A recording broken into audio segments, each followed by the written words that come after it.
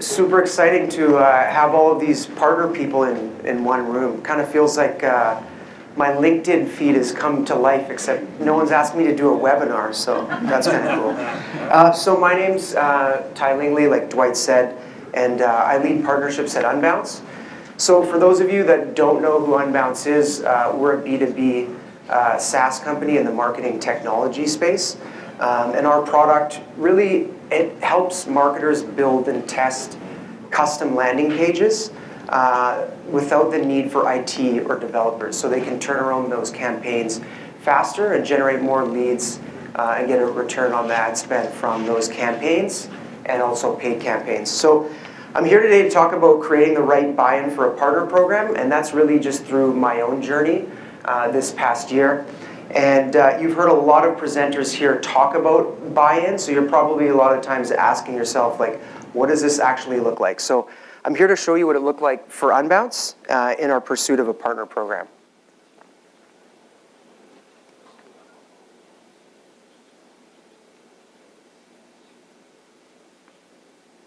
Sorry, just a sec here.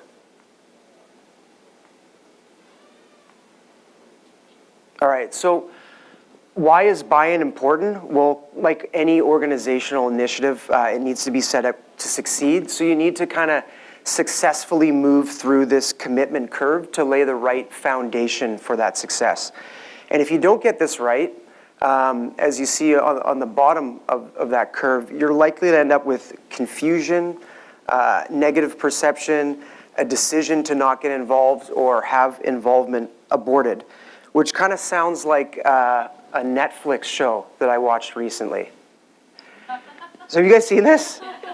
Amazing. So real life Lord of the Flies, it's amazing. So, but I would actually argue that Billy did have some buy-in. He had buy-in from Jarul and some financiers, and all of these Instagrammers were pre-bought in. But Billy didn't get the right kind of buy-in with a lot of other key players, particularly those that were going to be planning and actually doing the work. So he also didn't get the right buy-in for the forward planning far enough in advance to kind of address the risks that we all know that he ended up facing. So the buy-in journey at Unbounce was definitely not a straightforward one. Maybe it's because we're Canadian, but we have a hard time asking people to do something for us. And so there was also a lot of stigma internally about letting other people represent our brand, kind of marketing and selling on our behalf. So the program definitely had to take the right steps to get the internal buy-in to greenlight the program and ultimately launch it. So the journey started in January of 2018, and it recently culminated in our launch on January 29th. So it's early days, but we've seen a lot of initial success. So in the first month, we've welcomed over 1,600 partners into the program. Those partners have produced about 253 new trial starts, which is a 15% incremental lift from our existing marketing channels. Those new trial starts are converting to paying customers at a rate of 55%, which is about a 15% lift from the norm that we see going through our website. And our partners have generated an additional $15,560 in MRR as of the end of February. And this is pretty impressive considering our average deal size is about $99. So I attest a lot of this initial success to us laying like the foundational building blocks and getting everyone bought in and invested early in the program. So the next 20 minutes, I'm going to go through the 7 major steps we took in this process, and hopefully you'll find it applicable to somewhere where you're at. So let's start with the initial challenge. So about 2 years ago, we kind of found ourselves in the plateau of this S-curve, and internally we were really ideating on levers to kind of hit the next stage of growth. And what we started talking about were internal forces at play that were getting in our own way of achieving this growth. And so I kept coming back to this stigma, this issue we had with trusting other people to sell for us, to have our brand represented by others. So eventually it got tabled by our executive team and for further discovery, and kind of that's when we got to work. So the opportunity, of course, was to build a revenue share distribution channel. It's not a revolutionary idea by any means, but you have to understand at Unbounce, we had zero experience in this, and in many ways, it really scared us. So the opportunity had to be one that worked for our customers, our business model, our culture, if we were going to achieve the leverage that I thought that we could. So which brings me to the next challenge, which we'll call program obstacles. So these are all the standard items that need to be addressed when trying to get buy-in for a partner program. Things like, how am I going to recruit partners? What are the implications of Nexus tax? How are we going to make sure partners are complying? So I sat here last year, I came to SaaS Connect with like this laundry list of things to talk about. And the community is so awesome. People were really generous with their time. And so I remember Clinton from SaaS Max gave a really good presentation, and I spoke with Larry from Amplifinity and all of these partner people.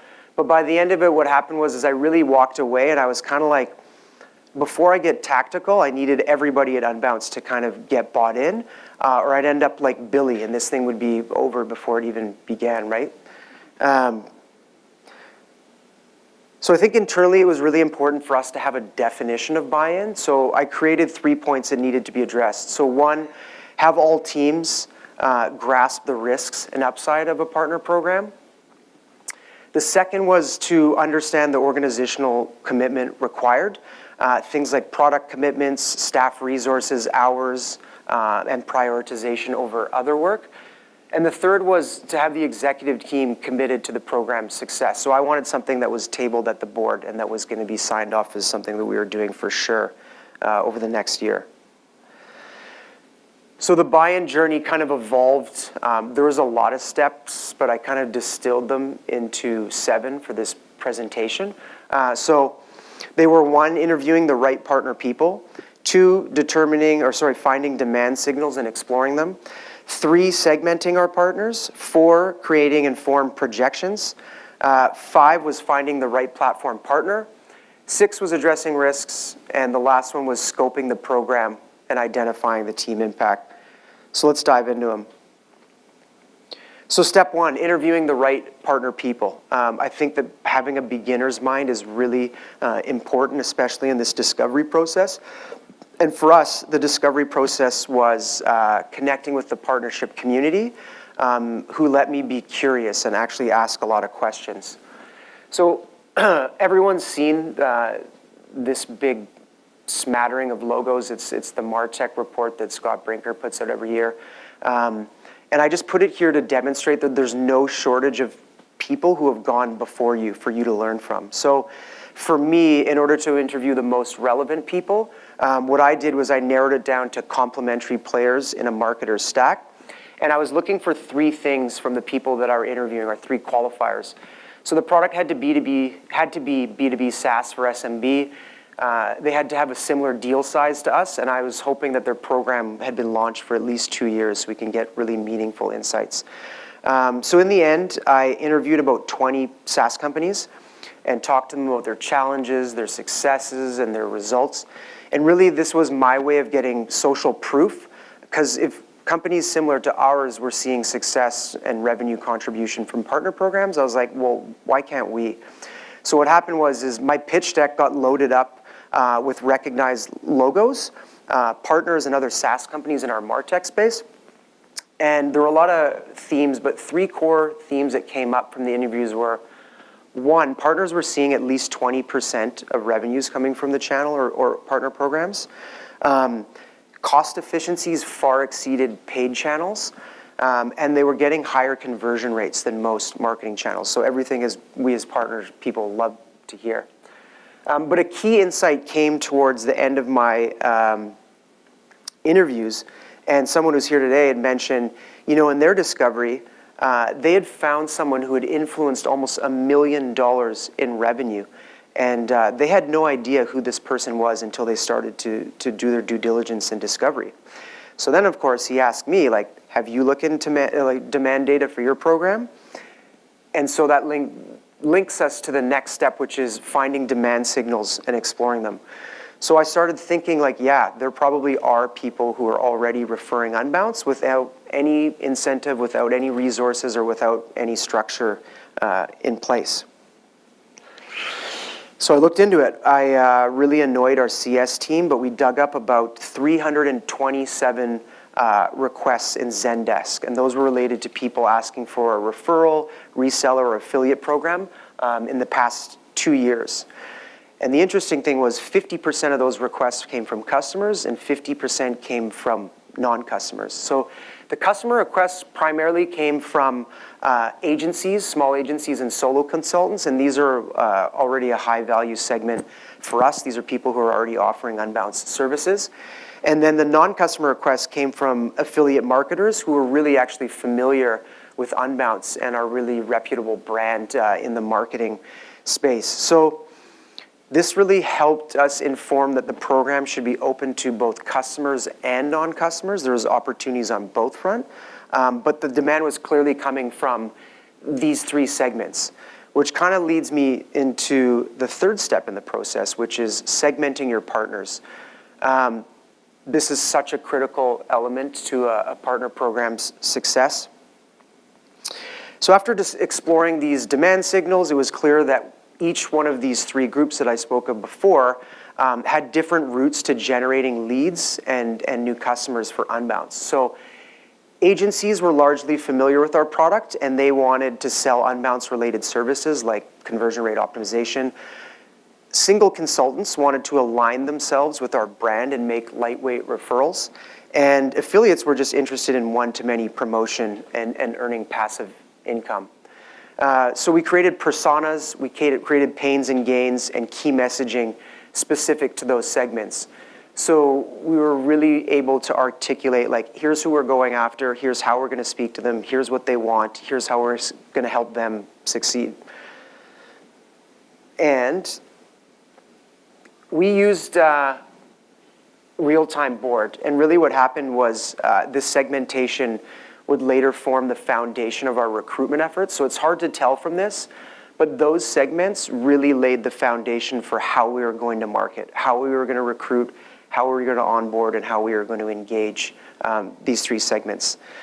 So like I said, segmenting our partners showed that we were going to be very intentional about who we were going after, and we knew how to help them succeed. This also showed the marketing team how much work was required of them, so they loved that.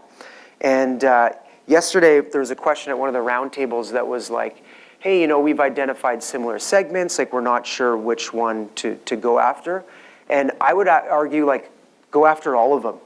Because if you do your segmenting right and you're set up with the right platform, there's no reason why you can't scale this and treat these people differently along the path and go after it all. So leads us to the next step in the buy-in journey, which was creating informed projections. So as Kyle from T-Sheets mentioned yesterday, if you attended his talk, informed projections are really the lifeblood of internal buy-in, especially with the finance and revenue teams.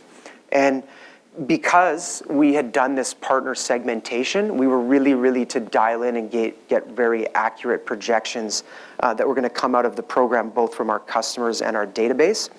So things like figuring out program reach, recruitment numbers, how many referrals would they make, conversion rates, being able to project deal sizes and revenue, like this all started to look more real because we'd done this segmentation work and we were able to get more accurate numbers. So equipped with these numbers, we came up with really informed financial figures. So we were able to put together things like revenue projections, calculating ROI, looking at those CAC and LTV improvements. So really this helped us kind of shape what this opportunity might look like from a financial perspective, which then helped us determine the resources that the company was going to be willing to dedicate to this program. So this really helped us. Leading into the fifth step in the buy-in journey, which is finding the right platform partner. So I'd like to think of it in other words of finding the right platform for your partners. That's kind of the way I think about it, because yes, you're going to be looking for solutions for yourself on the admin side of things, but ultimately it's really about partner success. So because we had this diverse range of partner segments, we recognized that we needed a really modern approach with a platform that it could accommodate various partner types. So there was going to be, lightweight customer referrals. There's going to be affiliate marketers. There were going to be agency resellers, and we knew that they were going to each have different ways to sell Unbounce. So things like maybe they wanted to make a simple referral using a unique link, or maybe they wanted to submit a lead, or maybe they actually wanted to register a deal that would sync into our Salesforce and let us know that we were working it. So that was really important. And also because this is truly a performance-based program, we needed to reward partners on a recurring revenue basis. So therefore, it was really important that a platform could hook into Recurly, our billing solution, so that we could kind of automate this process and ensure that, hey, we are only paying 20% of what this person's referral brought in. So this platform decision was really based on that too. So after researching and demoing various solutions, we arrived with PartnerStack, a fellow Canadian company based out of Toronto. And they really helped us address the partner needs. And for us on the administrative side of things like payouts, tracking, fraud, and compliance, they took care of that too. But if you recall back to that RealTime Board, they were also really key and instrumental in automating and personalizing the onboarding process, which I think contributed definitely to a lot of the initial success we saw. So PartnerStack really helped us address some key concerns in the buy-in journey. 6, addressing risks. So a ton of risks, and it's something that we were addressing consistently, but I really wanted to highlight the importance of this step. So there were a lot of risks, but two most debated internally were the issue of Nexus tax and of cannibalization. So the classic, like, well, if we do this, aren't we cannibalizing other existing marketing channels? So I'll make a long story short. For those of you that don't know what Nexus tax is, it's a way for states to kind of get in on the action, and it asks for people, sellers of software, to remit sales tax to the state, which leaves potentially big exposure for Unbounce, and also kind of a hassle for our resellers or referrers. So what we did is we looked at our Nexus tax exposure on a state-by-state basis. So when we went to beta, we're like, okay, we're not going here because here's the exposure. We don't want to risk this. The interesting thing is, though, is that addressing this risk within the partner program caused us as a company to address the risk, because anybody who's selling SaaS into states needs to be compliant.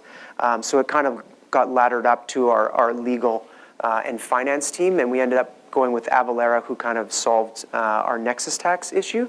So that was kind of a key benefit for the whole company, was the fact that we addressed that risk. And then on the right, this was kind of one of my favorite, which is we worked with PartnerStack to create this cannibalization calculator. And really what it did is it helped us understand kind of acquisition breakpoints where incrementality would kick in and we would see some net new returns. So it was really easy for anyone internally to go in and just make small adjustments to the number of partners in the program, to conversion rates, et cetera, and see the lift. And they could really see quickly, like, it didn't take much of an improvement to see net new returns. Okay, lastly, the final step in the buy-in process for myself and Unbounce was scoping the program and identifying the team impact. And for me, this was really all about getting ahead of things and securing the program resources early on. So from the get-go, we really looked at a high level at what role each department would play in the partner program. And then what I did was I went to each of those departments and I kind of got feedback from each one of the heads to kind of be like, all right, here's what this is actually going to look like for you. So what we did is we ended up making a work back schedule that became very black and white about, like, hey, you're getting involved. When you sign on this, like, here's the resources that we're going to need and here's how long we're going to need them for. It's all laid out from there, because I think that partnership people are really good at selling big opportunities sometimes, and many other people in the organization who are actually doing the work are left like, oh, we didn't know this is what we signed up for. So I really wanted to get ahead of that and address it. So those were the 7 steps in the buy-in journey for us. It took over a year, but I think we did it right, and the early results are super, super promising. I have a Slack integration that lets me know when a new trial starts coming in, and it's going off a lot. That first month we did about 253 new trial starts. I think this month we're on pace to do 350. So I do attribute it a lot to, it took time, but I think we got the right buy-in. So I don't know, I hope you found it useful for somewhere where you're at right now. So if anyone has any questions, go for it.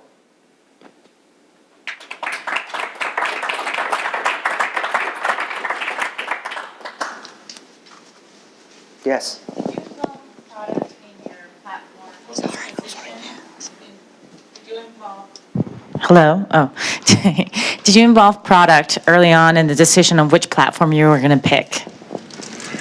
Sort of. And the reason I say that is because I don't think anyone else, there's a couple people, but I would say that I understood what we needed way more than anyone in product did. So I kind of had to frame and give context to be like, here's what we want, here's what I need to build, here's how I think partners are going to succeed, so therefore we need this out of a platform. So I spent the time doing all the due diligence, doing all these demos, documenting it all, and was able to create kind of a blow-by-blow comparison. So I did involve product, but I had essentially framed it towards going with PartnerStack because that's where I knew the fit was. But I did involve them early on enough to let them know what I was doing. And you know, when you do it that way, it's like, okay, well, so you're doing all the work, and then you just want me to come in and tell you what I think in the end. They're like, okay, so does that answer your question? Okay. Based on the segments that you selected, did one segment outperform the others? And is that a case of kind of doubling down on that segment, or are you going to try and kind of dedicate resources to the others to try and bring them up? So it's interesting, like from a revenue perspective, agencies are the top performers because they're already selling Unbounce related services. So it's really easy for them as an agency to say to their clients, to say, hey, we're offering PPC services, we're exclusively using Unbounce, you're going to need to get your own Unbounce account. It's a pretty seamless sell there. But that's not happening as often as I would like. So that's where this affiliate segment, which we really knew nothing about, has kicked in. And on a volume basis, like huge. The amount of new trial starts they're starting are coming in. And they're definitely not converting at the rate or at the deal size that the agencies are, but you need to round out the program. And I think that I'm still really happy with the segmentation work we've gone with, because now it's really easy for me to tier within these segments, right? So now I have an agency who's now recruiting affiliates for us. We're going to blow out that program to make it more performance-based, tier it.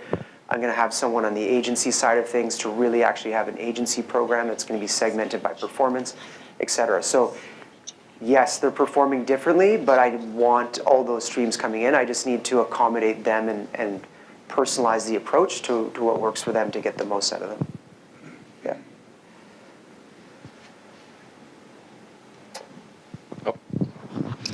Ty, how long did it take you to do that segmentation? And for those probably people in the room that are probably starting or engaging in that kind of segmentation piece, like where would you recommend kind of starting and or finishing? So I feel like segmentation, sometimes you can just keep going and cutting the data, but how long did it take you, and like where would you start? Yeah, so the baseline understanding is just looking at your customer segments in general, and you know, we already had this established agency segment, so of course we kind of knew that one. I had a bit of a head start because we really did dig into those 327 Zendesk tickets, and I connected with a lot of those people who had made the requests for the program.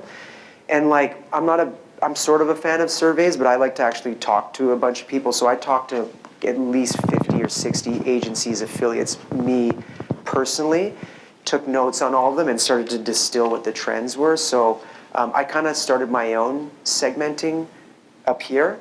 And then I really worked with someone awesome who's in this room right now on the product marketing side of things, and she really helped like put more rigor into my loose process and actually come up with something that like was really, really tangible. So I don't know if I'm answering your question, but I kind of took at it from a high level approach of what I knew to be true one-on-one, then worked with product marketing to be like, hey, here's like the fancy template of what it looks, and we're going to share with the company. And I'm like, okay, great. So, yeah.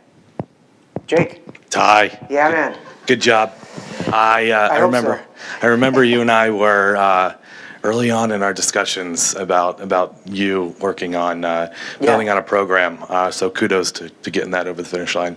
Can you talk about what's now? You mentioned growth with 250 plus last month, hopefully 350 this month. What's the plan from not just your, what you want to do, but just your marketing team and things like that? Do you have a marketing roadmap to sustain and grow those numbers? Yeah, I mean, that's what I just wrote in my 15.5 to our CEO today. So Fresh in your mind. fresh in my mind. So like, what's the plan moving forward? Yeah.